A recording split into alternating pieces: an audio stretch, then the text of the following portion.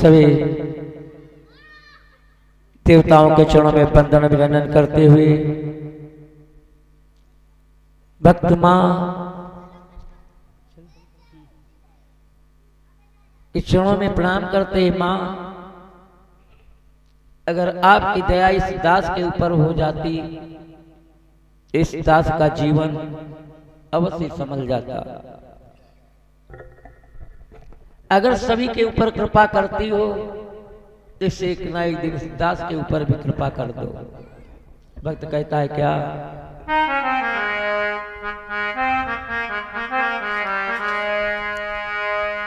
जगदम्ब जगत जननी,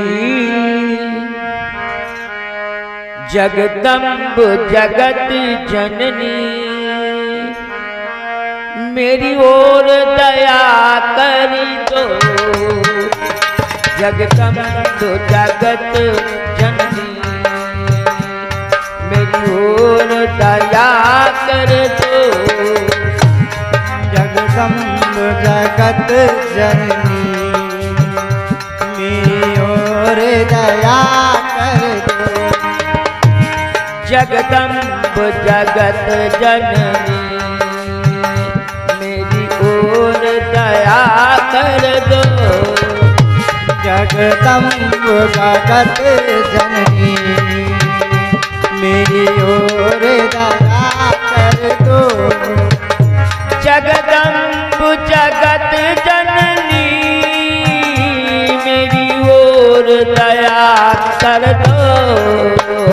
जगदम्ब जगत जननी, मेरी ओर दया कर दो। हे मां, करती हो कृपा सब पर हो, करती हो कृपा सब पर, मुझे पर भी कृपा कर दो। करती हो कृपा सब पर, मुझे पर भी कृपा कर दो। ओ मां,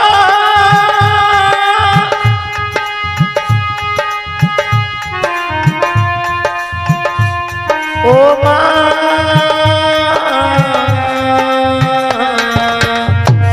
ओ मां, ओ मां, मेरी मां, मेरी मां, मेरी मां।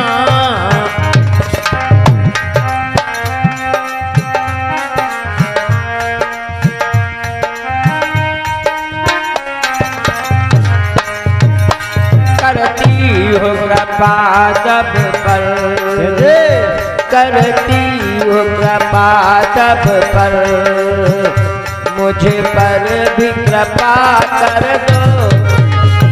करती हो कृपा सब पर, मुझे पर भी कृपा कर दो।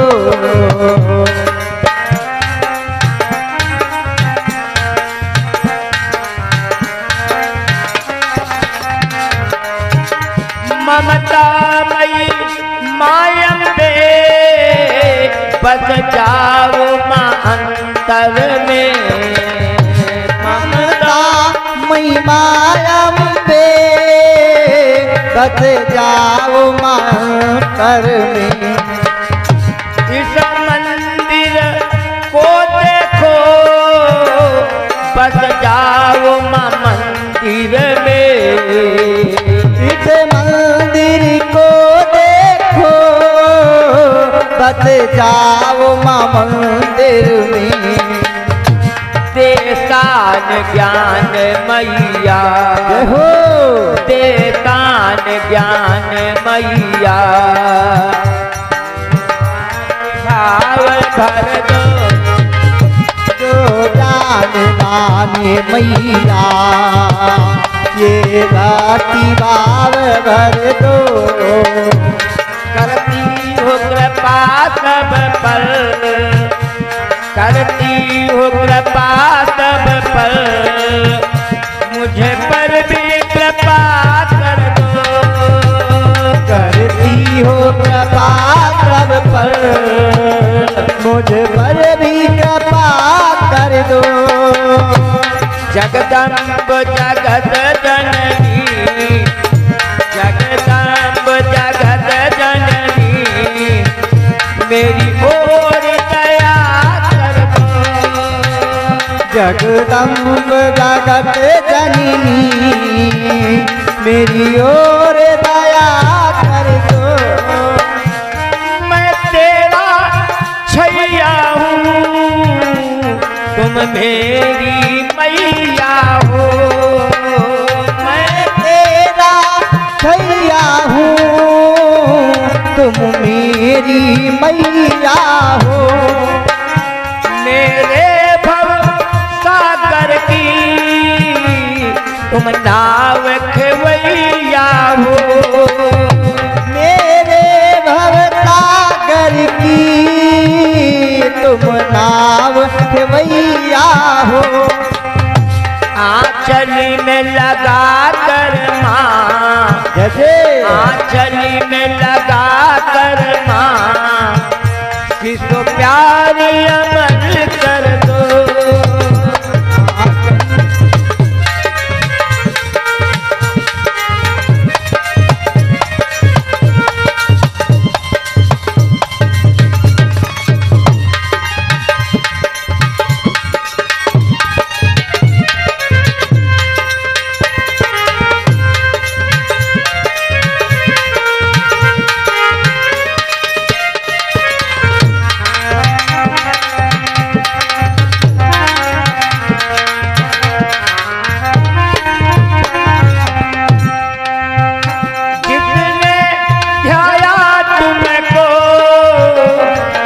वांछित पर पाया, जिसने ध्याया तुमको मन वांछित वर पाया। कर जोड़े खड़ा हूँ माँ, मैं तेरी शरण आया। कर जोड़े खड़ा हूँ माँ, मैं तेरी शरण आया। हे माँ चरणों में लगा कर माँ, जय हो। चरणों में लगा कर माँ, मेरा गीत अमर कर दो। चरणों में लगा कर माँ, मेरा गीत अमर कर दो। करती हो कृपा सब पर, करती हो कृपा सब पर, मुझे पर भी कृपा कर दो।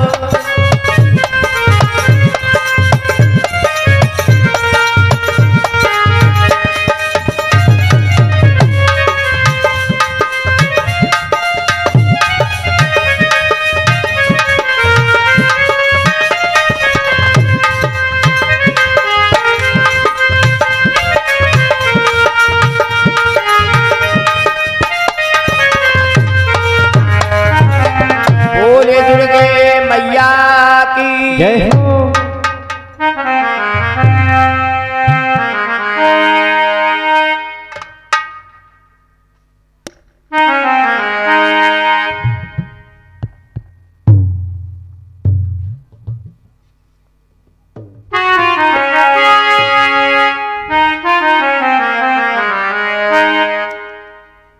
अब सभी लोग दो बार प्रभु का पावन नाम लें, फिर आगे कथा कहने का सत प्रयास करें। सही भक्त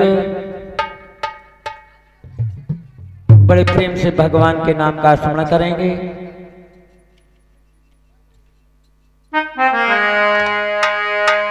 सिया राम कहो, सिया राम कहो, सिया राम कहो, सिया राम कहो, सिया राम कहो, सिया राम कहो, सिया राम कहो, सिया राम कहो। सिया राम कहो, सिया राम कहो, सिया राम कहो, सिया राम कहो,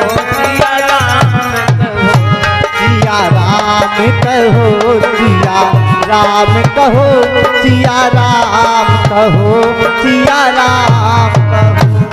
आप सभी लोग बोले, देखो भगवान के नाम में कोई लेने में कठिनाई नहीं है।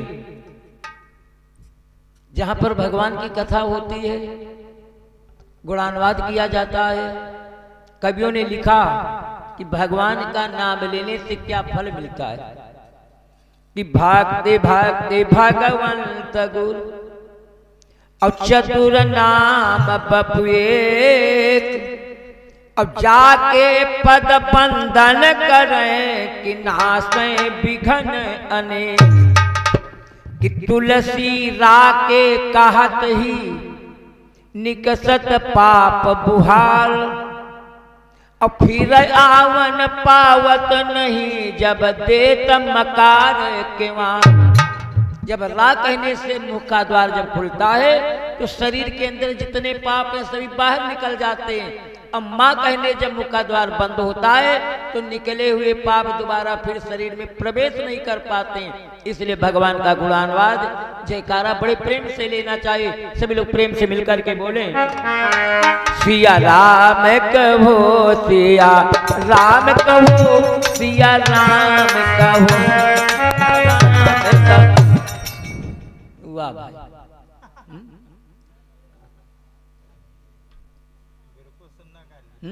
कोई है ही ना, सब उसर हो गो। अब इनका सबका ढोलक दे दी जाए, फिर चाहे सामियाना खाले का ही जाए। लड़े में सबते आगे, गरिया में सबते आगे, गौने गाँव में सबते आगे, राम नाम सबते पीछे। क्यों लिखा है कि भगवान के बिना हम आप सभी लोग बिल्कुल अधूरे हैं। क्यों? कभी लिखता है,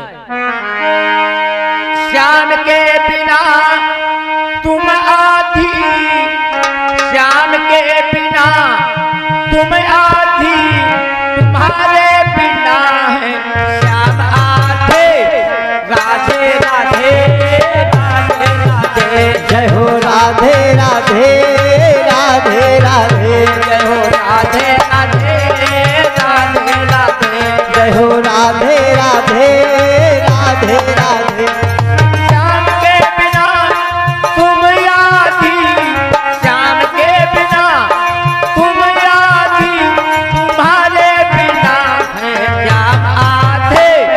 राधे राधे राधे राधे, जय हो राधे राधे राधे राधे, जय हो राधे राधे राधे राधे, जय हो राधे राधे राधे राधे, राधे राधे राधे राधे, राधे राधे राधे राधे। श्याम के बिना तुम आधे, जय हो तुम्हारे बिना है श्याम आधे। राधे राधे राधे राधे, जय हो राधे राधे राधे राधे, जय हो राधे राधे राधे राधे, जय हो राधे राधे राधे राधे। बोली राधा कृष्ण कन्हैया लाल की जय हो। देखो जब भगवान की बहुत बड़ी कृपा हो जाती है और भगवान की कथा बड़ी अच्छी है, लेकिन कब? कि राम कथा सुंदर करतारी। भगवान की कथा तो बड़ी सुंदर है, लेकिन कब? जब मंद मंद तारियां बजे। अब तारियां क्यों बजाई जाती हैं? कि संशय विहंग उड़ावन हारी। आपके खेत में चिड़िया अनाज खा रही है, उसके गोली तो मारेंगे नहीं, तालियां बजाएंगे, भाग जाओ। और भगवान की कथा बड़ी सुंदर है, कब? जब मंद मंद तालियां बजे। और जब तालियां बजेगी तो आपके हृदय के अंदर जो संशय का पंछी बैठा है, जब तालियां बजेंगी तो हृदय का पंछी, संशय का पंछी जो भाग जाएगा। इसलिए भगवान की कथा बड़ी प्यारी है, कब? कि राम कथा सुंदर करतारी, अब संशय विहंग उड़ावन हारी। आगे कि रामायण सुरतरु की छाया। ये भगवान की कथा एक कल्पवृक्ष के समान है और सुनने की तो बहुत बड़ी बात। कि रामायण सुर तरु की छाया और दुख भादूर निकट जो आया। अगर भगवान के पुराण का कोई दर्शन भी कर लेता है, एक बार जिस समय द्वापर का अंत समय आया, भगवान श्री कृष्ण सुधागमन चलने लगे तो उद्धव ने कहा प्रभु आप तो जा रहे हो, लेकिन कलयुग में क्या होगा? तो भगवान ने कहा उद्धव कलयुग में जहां पर श्रीमद् भागवत की कथा होगी, हम किसी न किसी रूप को धारण करके अवश्य हम कलयुग में जहां पर कथा होगी अवश्य आएंगे। तो भगवान की कथा सुनने का तो बहुत बड़ा फल, लेकिन अगर भगवान की पुराण को कोई दर्शन भी कर लेता है उसका भी जीवन संभल जाता है। बड़े प्रेम से भगवान का 2 बार नाम ले, उसके बाद कथा कहने का प्रयास करें। सिया राम कहो, सिया राम कहो, सिया राम कहो, सिया राम कहो, सिया राम कहो, सिया राम कहो, सिया राम कहो, सिया राम, सिया राम कहो, सिया राम कहो, सिया राम कहो, सिया राम कहो, सिया राम कहो, सिया राम कहो, सिया राम कहो, सिया राम कहो, सिया राम कहो, सिया राम कहो, सिया राम कहो, सिया राम कहो, सिया राम कहो, सिया राम कहो, सिया राम कहो, सिया राम कहो, सीताराम कहो, सीताराम कहो, सीताराम कहो, सीताराम कहो, सिया राम कहो, सिया राम कहो, सिया राम कहो, सिया राम कहो, सिया राम कहो, सिया राम कहो, सिया राम कहो, सिया राम कहो। बोले राम कृष्ण भगवान की जय हो।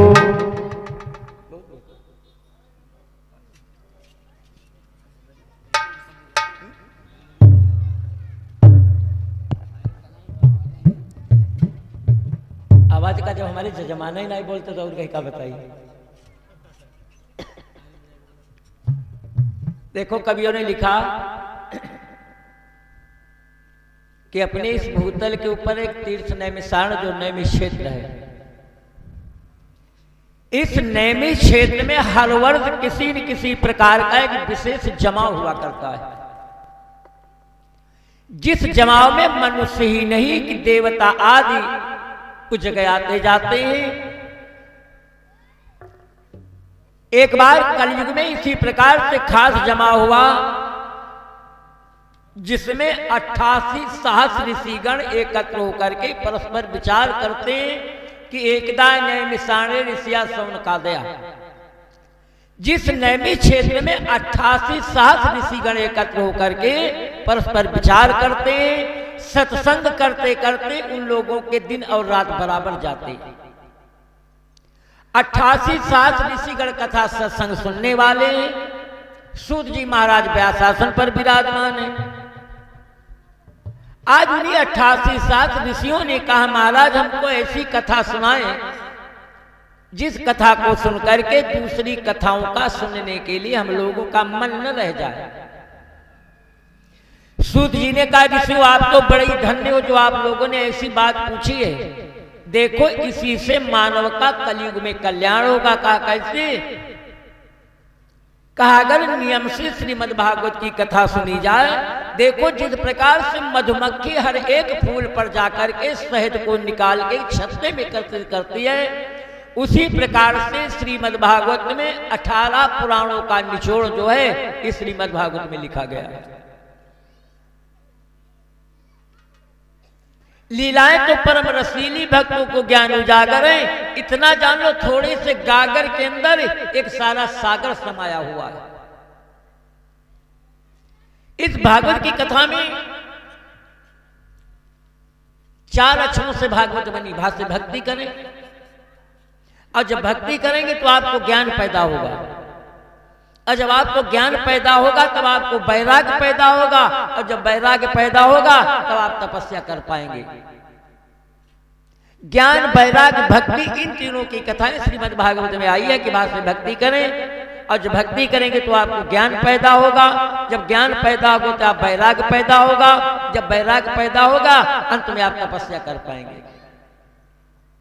लेकिन इन तीनों के लिए कल्पना करना बिल्कुल एक आधार मात्र कहलाता है। एक बार बाबा देवर्षि नारद अपनी बीड़ा को बजाते बजाते चल देते, क्या कहते हैं आप लोग भी कहेंगे,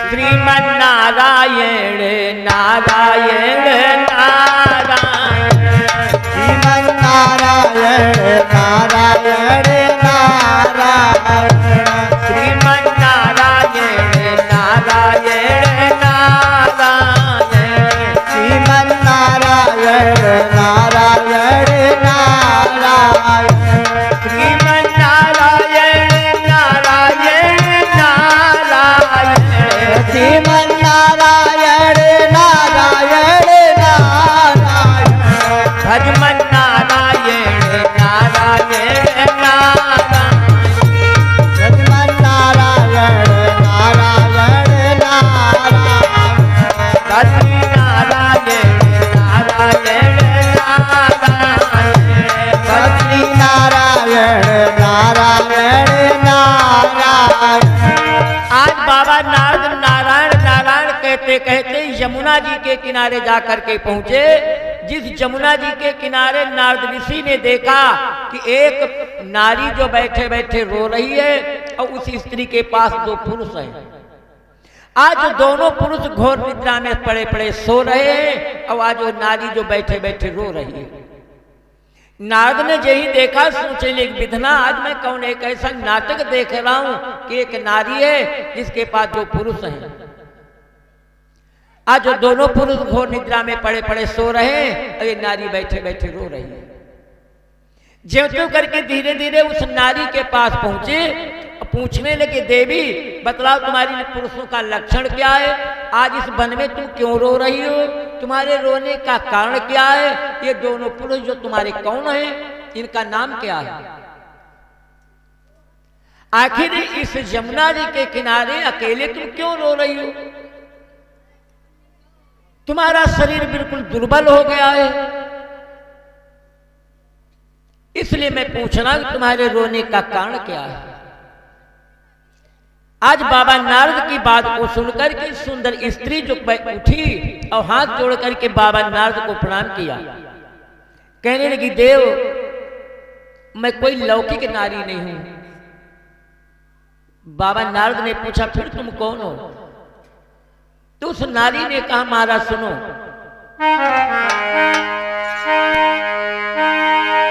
कि ऋषि को देव ने प्रणाम किया, फिर कहा देव आओ आओ, ओ त्याग ज्ञान के धनवंतर, इनकी नाड़ी देखे जाओ।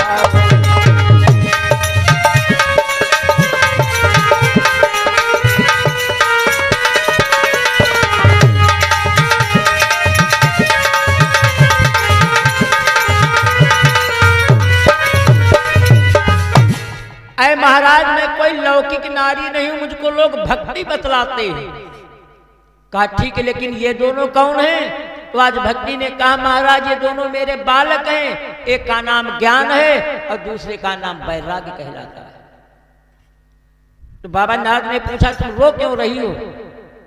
भक्ति ने कहा, महाराज जब तक सतयुग द्वापर त्रेता था हम तीनों आपे में समा नहीं रहे थे, लेकिन कलयुग के आते आते दोनों मेरे बेटे जो हैं वृद्धावस्था में चले गए। लज्जा की यही निशानी है कि बेटों का बुढ़ापा है और हमारी जवानी है। मैं तो युवावस्था में हूं, लेकिन हमारे दोनों बेटे जो हैं इनके ऊपर बुढ़ापा घेर लिया है। अगर कोई उपाय हो तो इस उपाय को बतलाओ कि हमारे बालकों की इस बुढ़ापे से इनको जवानी में बनाओ। तो नारद ने कहा, देवी ठहरो, कुछ दिनों के लिए धीरे धरो, मैं किसी न किसी प्रकार की अचूक औषध लेकर के आऊंगा और तुम्हारे दोनों बालकों की देह को इस वृद्धावस्था से बुढ़ापे से इनको जवानी में लेकर के जाऊंगा। ढांढस बंधाया। धीरे देकर के आगे चले तो चलते चलते सबसे पहले सनक सनंदन सनातन एवं सनत कुमार 5 सनकादिक ऋषि बाबा नारद को मिले। कहने लगे देवर्षि अरे कहां जा रहे हो? बाबा नारद ने कहा महाराज अब तो संसार में कलयुग का अधिकार हो चुका है, तुम्हारे ऊपर इतनी क्यों चिंता है? तो बाबा नारद ने ज्ञान वैराग भक्ति इन तीनों की कथा को सुनाया। अरे महाराज कोई उपाय हो तो ज्ञान वैराग को इस बुढ़ापे से इनको जवानी में बनाओ। हंस करके सनत कुमार जी ने कहा देवर्षि अब तो कलयुग आ चुका है, ज्ञान वैराग से कह दो दुनियादारी पर क्यों मरे? इस भक्ति के ऊपर कौन ऐसी आफत आई है कि इतना मर रही है? अब तो कलयुग आ चुका है, और जिस कलयुग में इस अन्न देव की चिंता में देवताओं के ऊपर किसी को विश्वास नहीं रह गया। इस पेट देव की पूजा के बजाय भगवान की पूजा करने का समय नहीं है। अब श्रद्धा का समय नहीं रह गया, केवल जिसके पास देखो केवल रोटी का एक प्रश्न दिखलाता है। ऐसी हालत में ज्ञान और वैराग्य बताओ किसको सुहाता है? लेकिन देवर्षि भक्ति तो दबी छिपी रहेगी, लेकिन कलयुग में ज्ञान वैराग्य की चर्चा कानों में कभी नहीं आएगी। तो नारद ने कहा महाराज मैं तो वचन दे करके आया हूं, तुम्हारे दोनों बालकों को युवावस्था में बनाऊंगा। तो सनत कुमार जी ने कहा अगर तुमने वचन दिया है तो कुछ दिनों के लिए उनको निरोग कर सकते हो। कहा कैसे? कहा यदि कुछ दिन तक उन्हें करना चाहो निरोग,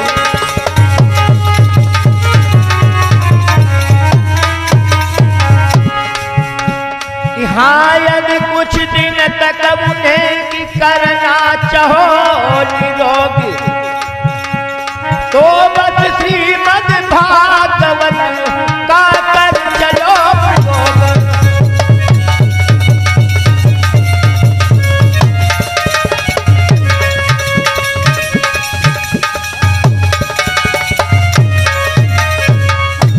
अगर कुछ दिनों के लिए इनको निरोग करना चाहते हो तो सबसे पहले इन तीनों को श्रीमद् भागवत की कथा जाकर के सुनाओ। इतनी बात सुनकर के नारद ऋषि ज्ञान वैराग्य भक्ति को लेकर के हरिद्वार में पहुंचे, जहां पर 7 दिनों का विधान रचाया गया, श्रीमद् भागवत की कथा सुनाई गई। जिस भगवान की परम पवित्र श्रीमद् भागवत की कथा को सुनकर के ज्ञान वैराग्य जो बुढ़ापे से युवा अवस्था में हो गए,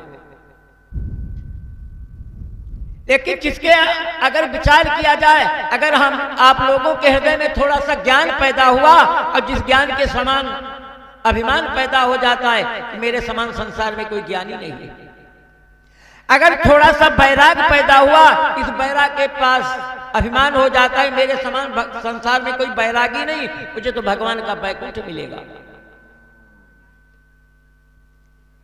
अगर थोड़ी सी भक्ति कर लिया तो भक्ति में अभिमान पैदा हो गया कि मेरे समान कोई संसार में भक्त ही नहीं, मुझे तो भगवान का वैकुंठ मिलेगा।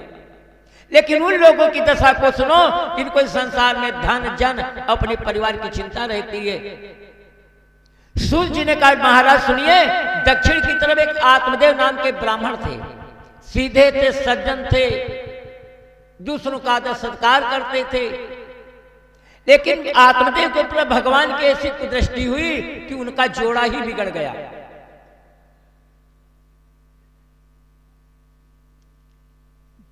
आत्मदेव तो साधु थे, सत्संग करने वाले थे, विद्वान थे, दूसरों का सम्मान करते थे। लेकिन आज उनकी पत्नी जिसका नाम धुंधली कहलाता है, मानो आत्मदेव उन लोगों के हृदय में विराजमान है और धुंधली नाम की कर्कशा नारी माया बैठी है कि यह माया सब जगह ही नचावा। अगर आत्मदेव कहते चलो भगवान की कथा सुन ले, तो धुंधली नाम की कर्कशा नारी कहती दिन भर काम किया, भोजन करो, सो जाओ। अगर कहती आ जाए ये पिंड गंगा जी में प्रवाह करना है, उस पिंड को उठा कर एक घूरे में गाड़ देती। अगर कह दिया जाए कल 4 ब्राह्मणों को भोजन कराना है, तो ब्राह्मणों के बजाय 4 चांडालों को पकड़ करके भोजन कराती। आत्मदेव जितने सीधे थे, सज्जन थे, उतनी नारी कर्कशा कहलाती है। गालियां सुनी, अपमान सहे, लेकिन साथ नहीं छोड़ा था। हे श्रोतागण, समझ लो इन दोनों में केर और बेर के समान जोड़ा था। रहीमदास जी ने भी लिखा कि कह रही मैं कैसे निभे केर बेर को तन, कह रहे कैसे निभे केर बेर को तन,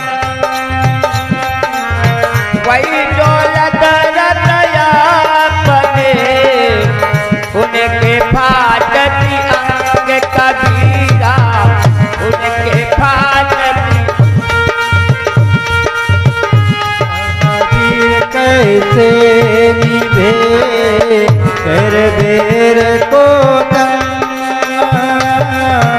वही डोलत रतया पने उनके फाटती अंग कबीरा, उनके फाटती अंग वीर कैसे निभे कर बेर को तन, वही रत आपने उनके फाटक अंग कबीरा, उनके फाटक। आत्मदेव और धुंधली में दोनों का केर और बेर के समान जोड़ा था।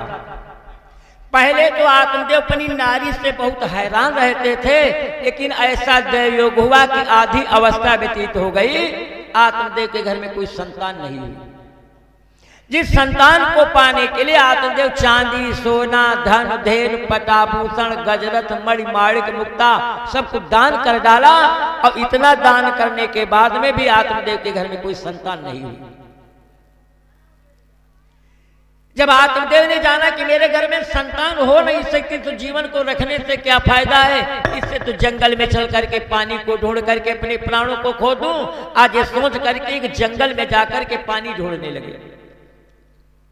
इस आत्मदेव के घोर त्याग को देकर के भगवान एक सन्यासी का, महात्मा संत का एक रूप बनाया और आत्मदेव के सामने पहुंचे। कहने लगे, ब्राह्मण देवता, तुम्हारे मुखड़े पर निराशा क्यों छाई हुई है? हे चिंता रहित, बतलाओ तुम्हारी चिंता का कारण क्या है? इस जंगल में तुम क्या कर रहे हो? आत्मदेव ने कहा, महाराज, जैसा हाल भगवान ने मेरा किया है, मैं तो सोचता हूं ऐसा हाल भगवान कभी हमारे दुश्मन का भी नहीं करे। कहा क्यों? कहा मेरे जीवन की सांस चुक रही है, मौत भी हमारे सामने झूली है, जीवन की डाली सूख चली है, लेकिन मेरे जीवन की आशा नहीं भूली। हे भगवान, ऐसा कौन सा जतन है जो मैंने नहीं किया? चांदी, सोना, धन, धेनु, आभूषण सब कुछ दान कर दिया, और इतना दान करने के बाद में भी हमारे घर में कोई संतान नहीं हुई। मैंने एक गाय पाल रखी जिसके कोई बछड़ा नहीं हुआ, एक आम का पेड़ लगा जिसमें प्रभु कभी फल नहीं आते, इसलिए मैंने सुना है जो प्राणी संसार में संतानों को नहीं पाते वो स्वयं नरक में जाते हैं और साथ में अपने पुरखों को भी लेकर के जाते हैं। इसलिए मैं मरने के लिए जंगल में आया कि हमारे कोई संतान हो नहीं सकती, तो इस जीवन को रखने से मतलब क्या है? सन्यासी महाराज ने कहा, ब्राह्मण देवता तुम ठीक कहते हो, लेकिन एक बात हमें बतलाओ, उद्धार और स्वर्ग का द्वार तुमको मान लो बेटा किसने बतलाया है? मैं मानता हूं कि पिंडदान यहाँ पर शांति पहुंचाते हैं, लेकिन ये बात बिल्कुल असंभव, संतानें हमें कभी स्वर्ग नहीं ले जाते हैं। कहा क्यों? कहा ये तो कर्मों की खेती, जो बोएगा सो पाएगा। कर्मों का बोझ उठाने के लिए कभी बेटा तुम्हारा हाथ नहीं बटाएगा। अब फिर मान लो तुम्हारे घर में पुत्र के बजाय अगर कुपुत्र पैदा हो गया, तब तुम क्या करोगे? आत्मदेव ने कहा, महाराज, चाहे मेरे कुपुत्र हो चाहे पुत्र हो, मेरा तो पुत्र ही कहलाएगा। अगर दे सकते हो मुझको गोदी का लाल दे दो, अन्यथा इसी जगह मेरे प्राण को खो जाने दो। तो भगवान ने सोचा, अगर इसे संतान नहीं दे रहा हूं, ये अपने प्राणों को खो देगा और अंत में मुझ में कलंक लगाएगा। आज सोच करके भगवान ने झोले से फल को निकाला और कहा, ये फल जाकर अपनी नारी को खिला देना। आज संत उस फल को लेकर के अपनी धुंधली नारी के पास पहुंचे, कहने लगे देवी आज इस संत के पास एक फल लेकर के आया हूं, जिस फल के खाने से अपने घर में एक बहुत बड़ी सुंदर संतान प्राप्त होगी। लेकिन आज उल्टा नारी फल खाना स्वीकार नहीं करती। कहने लगी महाराज रात्रि में नहीं फल खाया जाता है, सवेरा होगा तो मैं फल खा लूंगी। बात को टाल दिया। जब देखा कि आत्मदेव सो गए तो पड़ोस में उसकी बहन रहती थी और उस फल को लेकर के धुंधली अपनी बहन के पास पहुंची और कहने लगी बहन ये फल जो देखती मेरे काल के समान आया है। तो बहन ने पूछा बहन क्या फल खाने से मौत होती है? धुंधली ने कहा नहीं मौत नहीं होती, लेकिन मैंने विचार किया कि फल खाने से रह गया गर्भ, कि फल खाने से रह गया गर्भ तो केली गर्भ गिर जाए।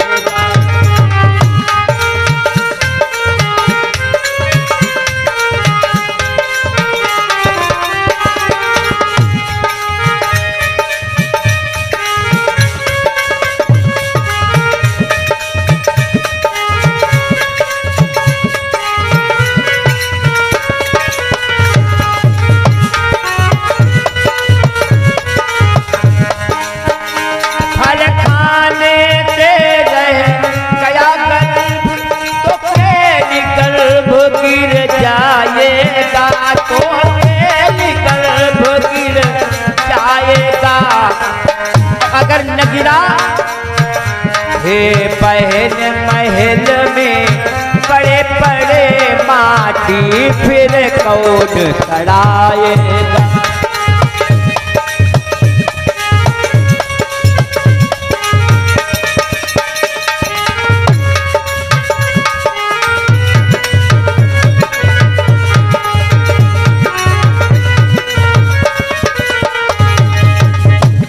अगर कहीं फल खाने से गर्भ रह गया तो कल गिर जाएगा, और अगर न गिरा तो महलों में पड़े पड़े माटी कौन सड़ाएगा। खाना पीना श्रृंगार खबीर सभी छूट जाएंगे। इस प्रसव की पीड़ से बेमौत मारे जाएंगे। आठों पर गंदा मलमूत्र कौन उठाएगा। अपनी जीवन की सुखमय घड़ियां छूट जाएंगी और दूसरा एक साव तैयार हो जाएगा। इसलिए कोई उपाय सोचो, ये फल अपना फल दिखला दे और मैं फल खाने से बची रहूं।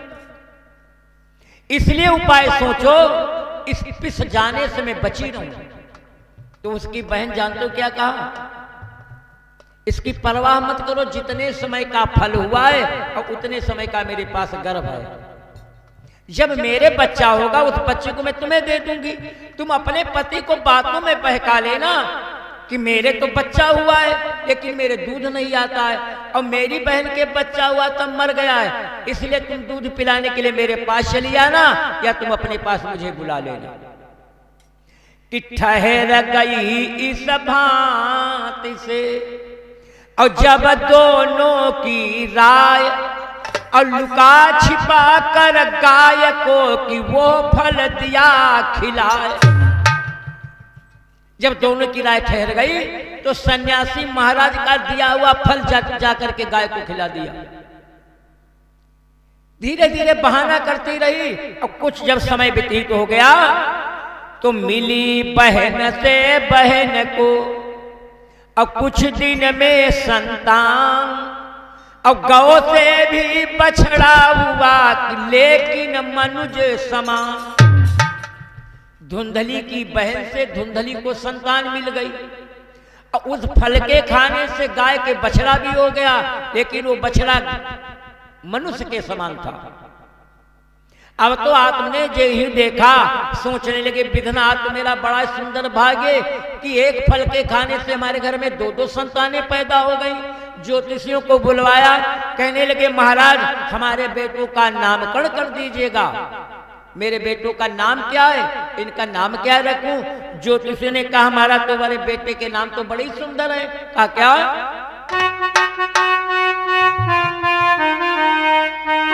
कि बेटे का नाम धुंधकारी, अगर माँ का नाम धुंधली है तो बेटे का नाम धुंधकारी रखा गया। बेटे का नाम धुंधकारी ज्योतिषियों ने बतलाया है, एवं उस गौ के बछड़े का गोकर्ण नाम ठहराया है।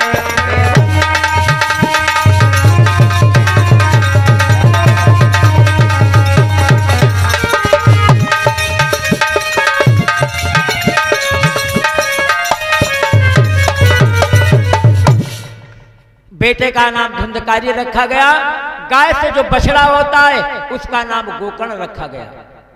अब दोनों बालक अपने अपने गुण का प्रमाण देने लगे। आत्मदेव दोनों बालकों के कई प्रकार का भोजन, एक ही प्रकार के वस्त्र, लेकिन दोनों बालक अपनी अपनी रास्ता से चलते हैं। आज गोकर्ण जो गाय का बछड़ा हुआ वो सुबह से शाम तक भगवान की पूजा में समय बिताने लगा, लेकिन धुंधकारी उसी दिन से वैश्याओं के घर को जाने लगा। जहां पर गोकर्ण जाता वहां जय जयकार होता है, और जहां पर धुंधकारी पहुंचता है वहां हाहाकार होता है। डंडों से मां की पूजा करता है, लातों से गुरुओं का सत्कार करता है, घर में जो कुछ जर जेवर था सब बेच करके बंटाधार कर देता है। अब तो आत्मदेव के हृदय की आंखें खुल गई। आज सन्यासी महाराज के वचनों को याद करके छाती चलनी हुई जाती है। उस गाय के पुत्र गोकर्ण को बुलवाया, कहने लगे बेटा तुम्हारी करतूतों को देकर के छाती जितनी ठंडी होती है और उतनी इस नीच दुष्ट की करतूतों को देकर के मेरी छाती दूनी धधकती है। मैं तो समझता था कि संतानों से हर हालत में सुख होता है। अगर मैं जानता कि दुष्ट का बाप इसी प्रकार जीवन भर रोता रहेगा तो ऐसा अपकर्म मैं कभी नहीं करता। बेहद करके गोकर्ण ने कहा पिताजी संतानें तो ऊंच नीच हुआ ही करते हैं, अगर कोई सुख देती तो कोई दुख देती तो जीवन की खेती है कि बाढ़ पुत्र पिता के धर्मा और खेती उपजई अपने कर्म। अगर तुम्हें शांति की इच्छा है तो हमको छोड़ो, इनको छोड़ो, जाकर के जंगल में भगवान का ध्यान करो। अब तो गोकर्ण के कहने पर आत्मदेव जंगल में तपस्या करने के लिए चले गए, और जब तपस्या करने के लिए चले गए कुछ दिनों के बाद में धुंधकारी का हाल गोकर्ण से भी सहन न हुआ। एक दिन गोकर्ण भी घर को छोड़ करके चला गया। अब तो धुंधकारी घर का स्वयं मालिक बन करके बैठ गया, और जब धुंधकारी मालिक बन करके बैठ गया तो एक दिन डंडा लेकर अपनी माँ के पास पहुंचा, और माँ के पास जाकर के गहरी ललकार में कहने लगा माँ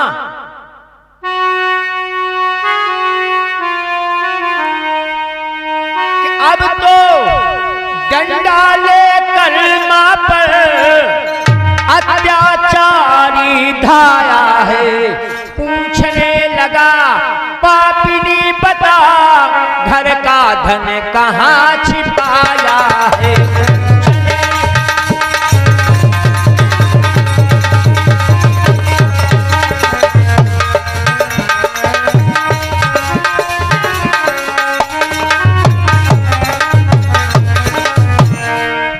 माँ आज बोल सारे घर का धन छिपा करके कहां रखा है। मारे डर के माँ ने सोचा अगर नहीं बतलाते तो मुझे मारेगा, अब अगर मारेगा तो अंत में इसे नरक मिलेगा। अब बताऊं तो मैं क्या बतलाऊं। कहने लगी बेटा आज नहीं मैं कल बताऊंगी धन कहां पे रखा है। और कल की बात को सुनकर के धुंधकारी वापस चला गया। अब मारे डर के माँ कुएं में गिर गई और कुएं में गिर करके मर गई। सवेरा हुआ जब धुंधकारी घर में पहुंचा तो घर में एक पाई नहीं मिली। ढूंढते ढूंढते मां को कुएं से निकाला, उसके गांठ में एक छेदाम भी नहीं मिला। अब तो चोरी डकैती का पैसा उस बेचारी को काम मिल गया। ठगी डकैती का पैसा पैदा करके दिनों दिन वैश्याओं के घर को जाने लगा। वैश्याओं ने विचार किया ठगी डकैती का पैसा एक ना एक दिन अवश्य प्रभाव दिखलाएगा। अरे ये नीच तो जाएगा, साथ में मुझको भी लेकर के जाएगा। आज सोच करके वैश्याओं ने धुंधकारी को खूब रात्रि में दारू पिलाई, और दारू पिला करके जब बेहोश हो गया उसके गले पर लाठी रख करके उसके प्राणों को निकाल करके मार डाला और अपने घर के आंगन में गाड़ दिया। और जब घर के आंगन में गाड़ दिया सवेरा हुआ, पड़ोसियों ने पूछा बतलाओ तुम्हारे घर में व्यक्ति रहता था कहां गया। वैश्याओं ने का पैसा कम पड़ गया, परदेश कमाने के लिए चला गया। लेकिन धुंधकारी को मरने के बाद विश्राम नहीं मिला कि उजड़ गया हर तौर से और आसामों का खेत, और वहां धुंधकारी बना एक महाभयानक प्रेत।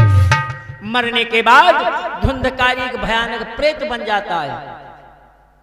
हे श्रोताओं, उनकी वही दुर्गति होगी जिनको प्यारी वैश्याएं होंगी, जो सगे बाप की सगी नहीं और किसी की क्या होंगी। आज उस गोकर्ण को खबर मिली कि मेरे भाई धुंधकारी का वध कर दिया गया है, तो भाई के नाते से सब जगह पिंडदान कराया, लेकिन उसके कर्मों का दाग जो है छूट नहीं पाया। जब गोकर्ण घर में पहुंचा तो धुंधकारी प्रेतायोन में सूकर, भैंसा, घोड़ा, बकरा अनेकों अनेक रूप धारण करके गोकर्ण के सामने आने लगा। गोकर्ण ने मंत्रों के द्वारा पूछताछ किया तो धुंधकारी प्रेतायोन में कहने लगा, मैया मैं बोल नहीं पा रहा हूं। फिर मंत्रों का प्रयोग किया, और जब मंत्रों का प्रयोग किया, जिस मंत्र के प्रयोग से धुंधकारी बोलने लगा, गोकर्ण ने पूछा, भैया ये तुम्हारी दशा किसने कर दिया? तो प्रेतान में धुंधकारी ने कहा, भैया वैश्या की संगत ने मुझको भूत बना दिया है। कहा ठीक है, लेकिन बतलाओ तुम्हारे लिए सारा संसार किस प्रकार से दिखाई देता है, कौन कौन से चोले हैं, इस प्रेतान में तुम क्या खाते हो, दुनिया तुमको किस प्रकार से दिखलाती है।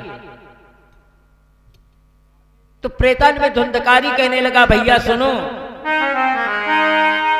कि ये 5 तत्व ही शत्रु हुए। भैया ये 5 तत्व मेरे शत्रु कहलाते हैं। कौन कौन? क्षिति जल पावक गगन समीरा, क्षिति जल पावक गगन समीरा, क्षिति जल पावक गगन समीरा, क्षिति जल पावक गगन समीरा, पंचरचित यभु अधम शरीरा, पंचरचित यभु अधम शरीरा, पंचरचित यभु अधम शरीरा। ये 5 तत्व मेरे शत्रु कहलाते हैं। दुनिया मेरे लिए कारागार कहलाती है। कपट योनिया, सूकर, भैंसा, घोड़ा, बकरा बनना हमारे चोले हैं, और इस चोले में आकर के वायु हवा का आहार करता हूं। गोकर्ण ने कहा, भैया मैं तुम्हारे नाम के लिए क्या नहीं किया, गंगा गया, गोकर्ण गया, शुभ श्राद्ध दान कर आया हूं, सारे संसार का गया तीर्थ है, उस जगह पिंड भी धर करके आया हूं। आश्चर्य, इतना यत्न किया लेकिन तुम्हारा फिर भी उद्धार नहीं होगा। तो रोकर के धुंधकारी ने कहा, भैया हमारा उद्धार हो ही नहीं सकता। कहा क्यों? कहा भगवान की वो न्यायशाला कोई रिश्वत की दुकान नहीं है। आप कलयुग की अदालत में जाकर के पैसा देकर के हाजिरी लिखा सकते हो, लेकिन जब भगवान की अदालत में जब पुकार होगी तो आपका ना परिवार काम करेगा, ना आपका पैसा काम करेगा, ना आपका रिश्तेदार काम करेगा। कभी लोग छोटे से भाव में लिखा, कहना हमारा काम समझते अपने आप रहना। कि प्रभु का यही पार्लियामेंट, प्रभु का यही पार्लियामेंट, प्रभु का यही पार्लियामेंट, प्रभु का यही पार्लियामेंट, प्रभु का यही पार्लियामेंट। इसी पार्लियामेंट में है, इसी पार्लियामेंट में है जीवन का जजमेंट, प्रभु का यही पार्लियामेंट, प्रभु का यही पार्लियामेंट, प्रभु का यही पार्लियामेंट।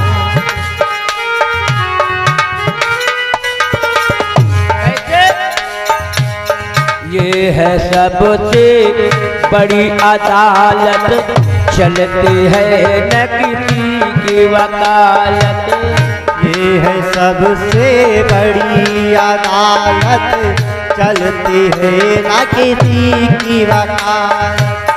ये है सबसे बड़ी अदालत, चलती है न किसी की वकालत। ये है सबसे बड़ी अदालत, चलती है न किसी की वकालत। वहाँ पे कोई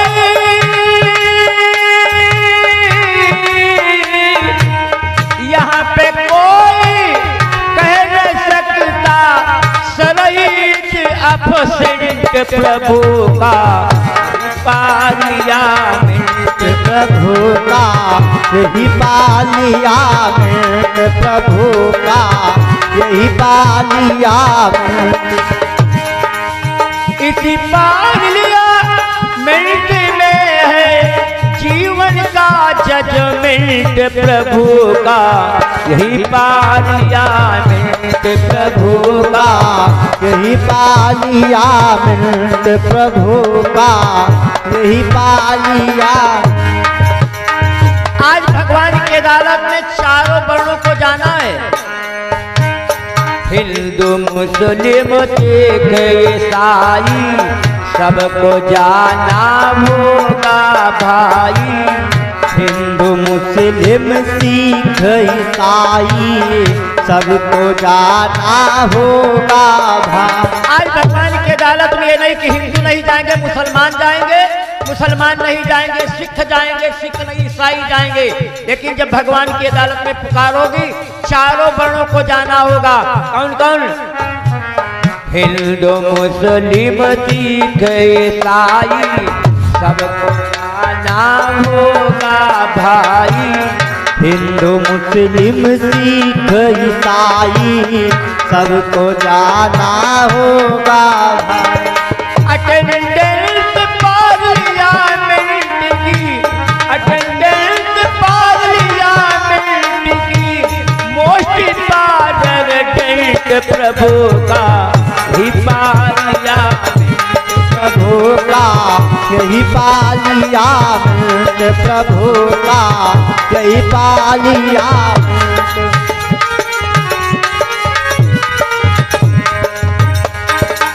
जाना होगा तुम्हें जरूरी, चल न सकेगी कोई मजबूरी। जाना होगा तुम्हें जरूर, चल न सकेगी कोई मजबूरी। जब भगवान की अदालत में जब पुकार होगी, तो आपका पैसा नहीं काम करेगा, आपका परिवार नहीं काम करेगा। कलयुग की अदालत में पैसा दे करके हाजिरी लिखा सकते हो, आज मेरा पुत्र बीमार हो गया इसलिए मैं नहीं आ पाया। लेकिन जब भगवान की अदालत में पुकार होगी, जाना होगा तुम्हें जरूरी, चल न सकेगी कोई मजबूरी। जाना होगा तुम्हें जरूर, चल न सकेगी कोई मजबूरी।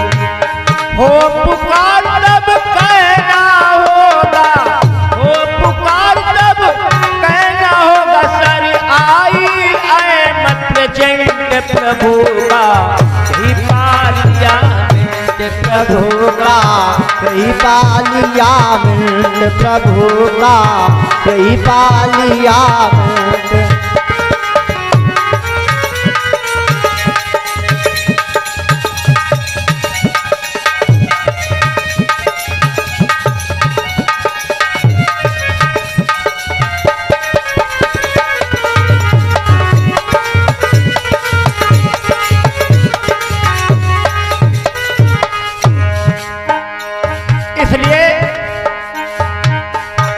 भाग्य मानव तन पावा, सुर दुर्लभ सदग्रंथन गावा।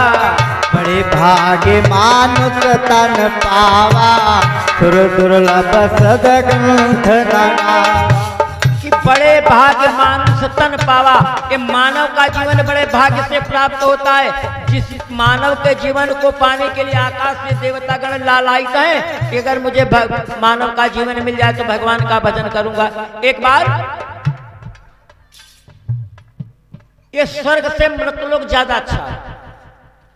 एक बार कबीरदास के पुत्र कुणाल ने, कबीरदास जी ने अपने पुत्र कुणाल को घर दे दिया, कहा राज्य का भार तुम संभालो, मैं भगवान के बैकुंठ को जा रहा हूं। अब कबीरदास बैकुंठ लोग पहुंचे तो देखा सारा बैकुंठ खाली, कोई नहीं दिखलाई देता, केवल चित्रगुप्त बैठे हुए। कबीरदास जी ने पूछा बतलाओ धर्मराज कहाँ गए, आज भगवान कहाँ चले गए। चित्रगुप्त ने कहा तुम्हें नहीं मालूम, मृतलोक में सत्संग हो रहा है, इस सत्संग को सुनने के लिए बैकुंठ से भगवान ही चल करके मृतलोक पहुंचे।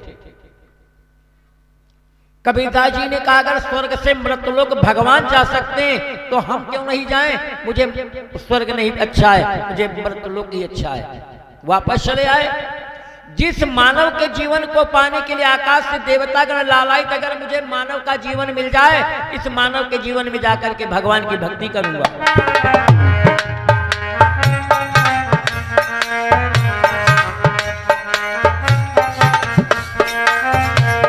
बड़े भाग्य पाई नर देही, इससे बनिए राम सनेही। बड़े भाग्य पाई नर देही, जिससे बनिए राम सनेही। उसके हाथों में है सबका, उसके हाथों में है सबका, फ्यूचर फास्ट प्रेजेंट प्रभु का, यही पार्लियामेंट प्रभु का, यही पार्लियामेंट प्रभु का, यही पार्लियामेंट।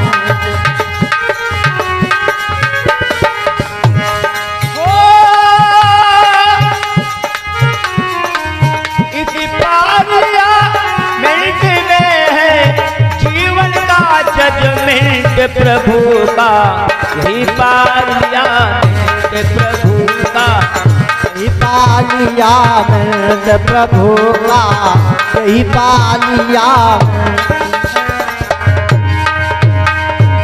आज रो रो करके धुंधकारी ने कहा भैया भगवान की वो न्यायशाला कोई रिश्वत की दुकान नहीं है, मैं तुम्हारे पांव पड़ता हूं कि मैंने परिवार विनाश किया तो तुम उद्धार करो भैया। भैया का भैया डूब रहा, बस मेरी नैया पार करो भैया, अन्यथा पार करने वाला एक भी देव बलवान नहीं है। मैं तो इतना समझता हूं कि विश्व में रहने के लिए कोई स्थान नहीं है। इतनी बात सुनकर के गोकर्ण ने भगवान सूर्य का ध्यान किया, सूर्य देव प्रकट हो जाते हैं। कहने लगे गोकर्ण जिसकी चिंता में इतनी जान लड़ाता है, इसके साधन मोक्ष के लिए साधन कोई नजर में नहीं आता। क्या फिर अगर इसकी मुक्ति चाहते हैं तो सबसे पहले इसको श्रीमद् भागवत की कथा सुनाओ। जिस कथा को सुनकर के इसका उद्धार हो जाएगा। इतना सुनकर के गोकर्ण अपने भाई धुंधकारी को हरिद्वार में लेकर के पहुंचे, जहां पर 7 दिनों का विधान रचाया गया। और जहां पर गोकर्ण भगवान की कथा को प्रारंभ किया, उसी जगह एक बांस की कोठी थी, और जिस बांस की कोठी में एक 7 कोह का बांस था, और उसी बांस में धुंधकारी छेद बना करके उसी में बैठ गया। ये आप लोग विचार करें, धुंधकारी को 7 गांठ के बांस के लट्ठे के ऊपर बिठाया गया। वैदिक विधान से सभी देवता का आवाहन किया गया। एक रोज की कथा पूरी हुई तो एक रोज की कथा जब पूरी तो एक बांस की गांठ छिटक जाती है, या यो कहिए उसके कर्म की गांठ छूट गई। धीरे धीरे जब 7 दिन की कथा पूर्ण हुई तो एक एक करके 7 गांठें छिटक जाती है, और धुंधकारी भगवान के रूप को पा करके भगवान के बैकुंठ को चला गया। आज ऐसा पतित धुंधकारी जो भगवान की कथा सुनकर के बैकुंठ को चला गया, लेकिन आज हम आप सभी भूले बैठे। बड़े ही श्रोतागण बैठे थे, कहने लगे भैया ये अन्याय हुआ। अरे धुंधकारी भगवान की कथा सुनता, हम लोग कथा नहीं सुनते थे। गोकर्ण ने कहा आप लोग कथा सुनते थे, लेकिन सुनने सुनने में अंतर है। का अंतर क्या है? कसब श्रोता श्रोता रूप नहीं, कुछ सोते और सलौते हैं।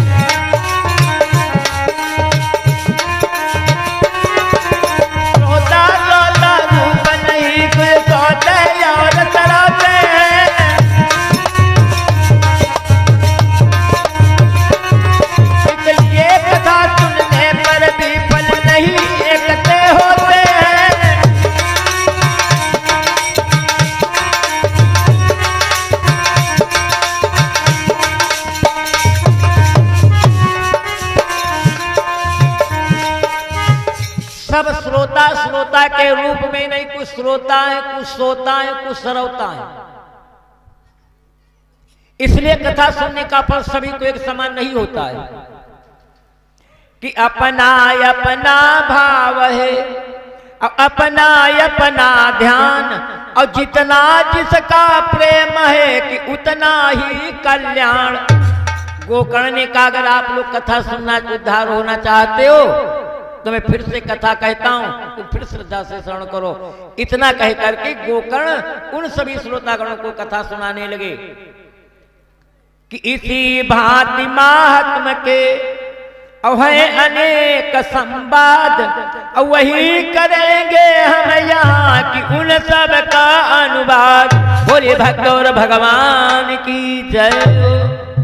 देखो भाई कथा सुनो समझने, लेकिन पहली बात हल्लन जा रहा हो, अब कम से कम जयकारा तो लगाओ न। पड़ोसी आए कहते हैं अकेले पंडित ही पढ़वा सो अल्लाह रहे वहां कोई नहीं। सबने प्रेम से मिलकर के बोले बोले वीर बजरंग बली की। अब ठीक तनी जोर जोर लगाए रहा ना, और हम जब आगे पीछे सोच जाए हमका दिखाते ना, हमका जो बल्ब लगा देने आखिर पर हमका आगे धला करे कुछ सुझाता ही नहीं, बहुत गलत लगा है।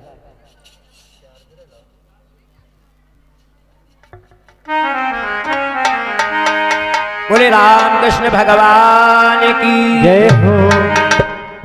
इतना सुनकर के भगवान की कथा गोकर्ण सभी श्रोतागणों को सुनाने लगी कि एक बार नारद बाबा फिर टहलते टहलते पहुंचे, व्यास जी के सामने जाकर के प्रणाम किया।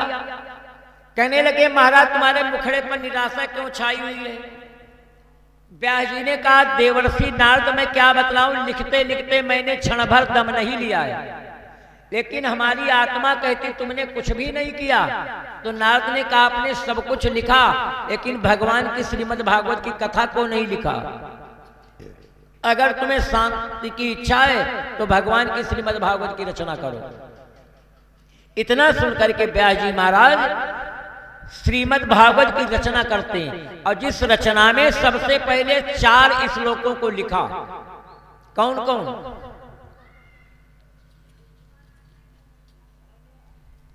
एक एक करके 4 श्लोकों को लिखते हैं कि ज्ञानम परम गुह्यम में यद ज्ञान समन्वितम सरहस्यम तदग्रंथ ग्रहण गदितम मया यावानहम यथा भावो यादृप गुण कर्म का तथैव तत्व विज्ञान मस्तुते मधुना ग्रह आदौ देवकी देवी गर्भ जननम गोपी ग्रहे वर्धनम माया पूतन जी पिता पहरणो गोवर्ण दो द्वारणम कंस छेदन कौरवादि मथनम कुंती सुता पालनम एतद भागवत पुराण कथितम श्री कृष्ण लीलामृताम। तीसरा श्लोक लिखा कि यादव पांडव धृतराष्ट्र जननम लाक्षा ग्रहे दाहनम द्विते श्री हरणम बने विचरणम यस्यालये वर्तनम लीला गो ग्रहण रथे विहरणम संधि क्रिया जम्भ्रजम पश्चात भीष्म सुयोधनादि निधनम में तन महाभारतम। एक एक करके 4 श्लोकों को लिखा और लिख करके अपने पुत्र श्री सुखदेव जी को ज्ञान दिया। वही श्री सुखदेव जी सबसे पहले राजा परीक्षित को कथा सुनाई। तो सबसे पहले बताना राजा परीक्षित का जन्म कैसे हुआ, इन्हें कथा सुनाई क्यों गई। श्री सुखदेव जी महाराज सूत जी महाराज ने कहा ऋषियों इस समय सारी महाभारत हो गई, अब उस महाभारत हो जाने के बाद जब 5 पांडव भगवान कृष्ण के साथ में महारानी कुंती के पास अपनी मां के पास पहुंचे तो महारानी कुंती विजय माल लेकर के धर्मराज को पिनाने लगी। धर्मराज ने कहा मैया मैंने दुर्योधन को मारा नहीं, भीम ने मारा होगा। और जब भीम के पास पहुंची तो भीम ने कहा मैया मैंने दुर्योधन को नहीं मारा, अर्जुन ने मारा होगा। और जब अर्जुन के पास गई तो अर्जुन ने कहा मैया मैंने तो मारा ही नहीं, सहदेव ने मारा होगा, नकुल ने मारा होगा। चारों पांचों पांडवों ने कह दिया कि मैया मैंने दुर्योधन को नहीं मारा। और जब दुर्योधन को नहीं मारा तो विजय माल किसे पिनाए? कुंती ने कहा बेटा अरे संसार में दुश्मन जीवित और सारी सेना का विनाश हो गया। धर्मराज ने कहा प्रभु चलो इसका पता लगाया जाए। अब पांचों पांडव उस दुर्योधन का पता लगाने के लिए चल देते हैं और दुर्योधन उल्टे पैरों जाता है। अब जाकर के एक सरोवर में छिप गया, क्योंकि नारायण तो पांडवों के साथ में और लक्ष्मी दुर्योधन के पास है। दुर्योधन जितने पैग चलता था और हर डग के ऊपर एक कमल का फूल खिलता था, इसलिए दुर्योधन उल्टे पैरों जाता है। जितने फूल उगते सभी को उखाड़ता हुआ सरोवर में जाकर छिप गया। पांचों पांडवों को लेकर के भगवान आगे पहुंचे तो एक ग्वाले को देखा। पूछने के भैया कि तुमने दुर्योधन को देखा? उसने कहा महाराज दुर्योधन को तो मैं नहीं देखा, लेकिन इतना देखा है कि लोहू लुहान व्यक्ति भागता उल्टे पैरों जाता है और जाकर इस सरोवर में छिप गया। भगवान ने कहा ठीक है। अब पांचों पांडव भगवान कन्हैया के साथ सरोवर पर पहुंचे। अब भगवान ने भीम से कहा भीम तुम बड़ी जोरों से गर्जना करो, आज दुर्योधन क्षत्रिय है, अगर दुर्योधन इसके अंदर होगा तो बाहर निकल करके आ जाएगा। आज इतनी बात सुनकर के भीम बड़ी जोरों से गर्जना करते, दुर्योधन सारी सेना का विनाश करा करके आज तू जल के अंदर छिपाए, ऐ दुर्योधन निकल बाहर। इतने में दुर्योधन गदा लेकर के खड़ा हो गया। लक्ष्मी ने रोक लिया, दुर्योधन वहां मत जाओ, ये भीम की आवाज नहीं है, तुम्हारे काल की आवाज है, वहां तुम मत जाना। दुर्योधन बैठ गया। दूसरी बार फिर आवाज लगाते दुर्योधन अरे आज सारी सेना का भाइयों का विनाश करा करके आज नारी के आंचल में छिपा हुआ बैठा है, ऐ दुर्योधन निकल बाहर। इतने में दुर्योधन फिर खड़ा हुआ। लक्ष्मी ने कहा दुर्योधन अगर आज की रात्रि तुम ठहर जाओ तो हस्तिनापुर का राज क्या है, मैं तुमको तीनों लोगों का राजा बनाऊंगी। दुर्योधन फिर बैठ गए। आज तीसरी बार भीम फिर बड़ी जोरों से गर्जना करते हैं, ऐ दुर्योधन कि मरी हम गदा फाट जल जई है, अब पकड़ के बाहर लई है।